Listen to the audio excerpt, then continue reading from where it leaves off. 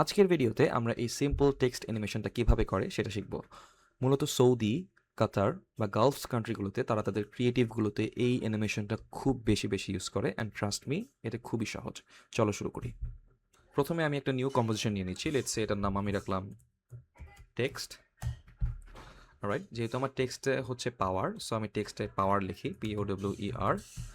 And এটাকে আমার centre alignment করতে হবে। সো অ্যালাইন করতে হলে আমাকে এখানে অ্যালাইন অপশনে গিয়ে খুব সিম্পলি দুইটা ক্লিক দিয়ে আমি কিন্তু সেন্টার অ্যালাইনমেন্ট করতে পারি।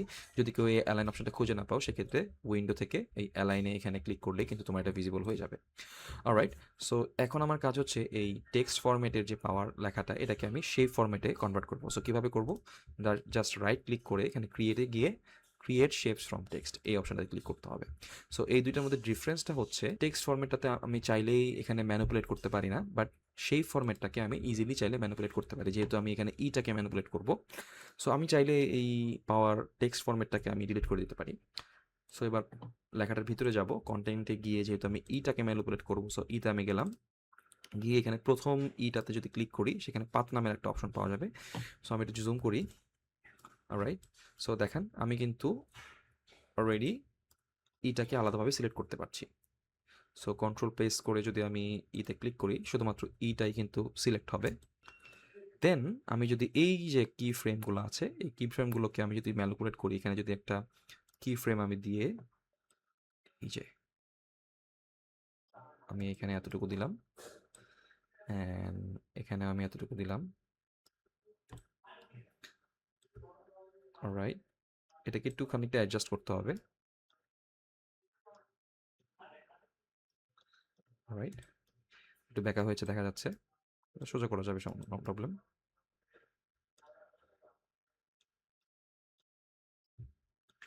আমি সিম্পলি এটাকে সোজা করলাম। অলরাইট, আই থিঙ্ক আই টু করবে। অলরাইট, অলরাইট, সোজা হয়ে গেল। সো এবার আমাকে সিম্পলি কি করতে হবে, ডোন্ট ওয়ারি অ্যাবাউট দ্যাট, এটা আমরা পরে ফিক্স করব। এবার আমার কাজ হচ্ছে আরটাকে মুভ করতে হবে। সো সিম্পলি আমি ভেতরে যাব, কন্টেন্টসে গিয়ে এখানে আর এ ক্লিক করব। ক্লিক করার পরে আমার আর এর এখানে পাথ নিয়ে কোনো কাজ করতে হবে না, শুধুমাত্র যেহেতু আর এর পজিশনটা চেঞ্জ হচ্ছে, সো পজিশন নিয়ে কাজ করলে হয়ে যাবে। সো ট্রান্সফর্মে যাব, পজিশনে একটা কি ফ্রেম দিব। আমি দুইটা কি ফ্রেমেই একসাথে রাখতে চাই, কারণ অ্যানিমেশনটা একসাথেই হবে। মানে ফার্স্ট কি ফ্রেমটা আমি এখানে দিলাম, অ্যান্ড লাস্ট কি ফ্রেমটা আমি পজিশনটাকে এখানে নিয়ে গেলাম। সো মূলত কিন্তু আমার একটা স্মুথ স্মুথ না, বাট সিম্পল একটা অ্যানিমেশন হয়েছে। অলরাইট, এটাকে আমরা পরে ফিক্স করব। সো এখন আমরা আমাদের যে পাওয়ারের লোগোটা, সেটা আমরা নিব। সো পাওয়ারের লোগোটা আমি নিয়ে নিলাম। যেহেতু এটা কালো কালারের একটা ইমেজ, সো আমি এটাকে একটা এফেক্ট ইউজ করব, সেটা হচ্ছে ফিল। চাইলে কিন্তু আমি এখানে উইন্ডোতে গিয়ে এফেক্টস অ্যান্ড প্রিসেটসে গিয়ে আমি যদি সার্চ করি ফিল, এটা কিন্তু চলে আসবে। অলরাইট, ওকে। সো এবার আমার কাজ হচ্ছে পাওয়ারটাকে আমি ইয়েলো করে দিব। ইয়েলো করে দিলাম।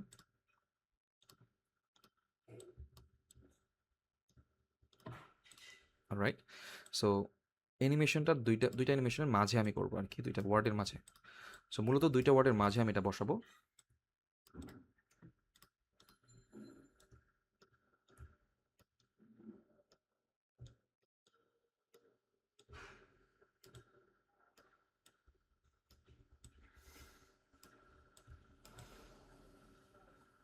পারফেক্ট। সো আমি এই দুইটা কি ফ্রেমের সাথে সাথে অ্যানিমেশনটা করতে চাই, যেহেতু একই সময়ে অ্যানিমেশনটা হবে। সো আমি এখানে পাওয়ার পিএনজিটাতে গিয়ে পি প্রেস করি, পজিশনে ওপেন হয়ে যাবে। তো আমি এখানে একটা কি ফ্রেম সেট করলাম, এবং আরেকটা কি ফ্রেম দিলাম হচ্ছে এটার নিচে। তাহলে কি হলো, সিম্পল একটা অ্যানিমেশন হলো। এবারও চলো আমরা এটাকে ফিক্স করি। সো ফিক্স করতে হলে আমাদেরকে সবগুলো কি ফ্রেম সিলেক্ট করতে হবে। যদি ম্যানুয়ালি সিলেক্ট করতে পারো, অথবা শর্টকাট হচ্ছে শিফট ধরে সবগুলোকে ক্লিক করে আমি যদি ইউ ক্লিক করি, তাহলে সবগুলো কি ফ্রেম আমার কিন্তু ভিজিবল হয়ে যাবে। এবার আমি সবগুলোকে ধরলাম, ধরে কি ফ্রেম অ্যাসিস্ট্যান্সে গিয়ে ইজি ইজ করে নিলাম। ইজি ইজ করে গ্রাফে গিয়ে আমি এটাকে স্মুথ করার জন্য গ্রাফটাকে কিছুটা এভাবে রাখলাম। রাইট, আমি যদি প্রিভিউ দেখি,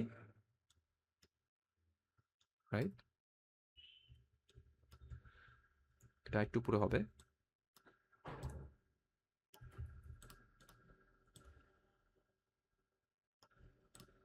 রাইট।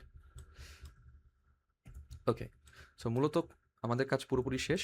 শুধুমাত্র এখন আমাকে এই পাওয়ার নিচের দিকে যে অংশটা চলে গেছে এটাকে ঢাকতে হবে। সো এটা ঢাকার জন্য কি করতে হবে, জাস্ট একটা শেপ নিব, একটা শেপ নিব, শেপ নিয়ে এই যে পাওয়ার যে ইমেজটা, এই ইমেজটাকে এই শেপের সাথে ট্র্যাক ম্যাট করতে হবে।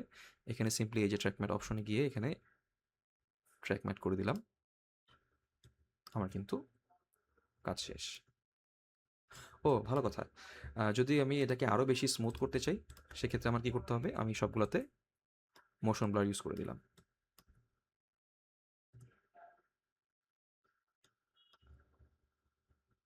রাইট। ওকে, এখন আমার এই জিনিসটা কিন্তু সেন্টার এলিমেন্ট মনে হচ্ছে না, যেহেতু অ্যানিমেশনের পরে এখানে কিছুটা অংশ বেড়ে গিয়েছে। এই জন্য আমি এটাকে আরেকটু স্মুথ করার জন্য আমি একটা নাল অবজেক্ট নিব, জাস্ট রাইট ক্লিক করে নিউতে গিয়ে নালে ক্লিক করব। সো সবগুলো এলিমেন্টকে আমি নালের সাথে প্যারেন্ট করতে চাই। সো প্যারেন্ট করলাম। প্যারেন্টের কাজ হচ্ছে মূলত এই সবগুলো জিনিসকে আমি এই একটা লেয়ার দিয়ে কন্ট্রোল করতে পারবো। সো আমি নালে গিয়ে পজিশনে গিয়ে একটা কি ফ্রেম নিলাম। সো যেখানে আসলে অ্যানিমেশনটা শুরু হয়েছে এখানে আমি ফার্স্ট কি ফ্রেমটা দিলাম, এবং যেহেতু এটা বেড়ে গিয়ে এই পর্যন্ত হয়ে গেল, সো আমি কিছুটা পিছনের দিকে সেন্ট্রাল অ্যালাইনমেন্ট করার জন্য দিলাম, দেন এটাকে আমি ইজি ইজ করে দিলাম।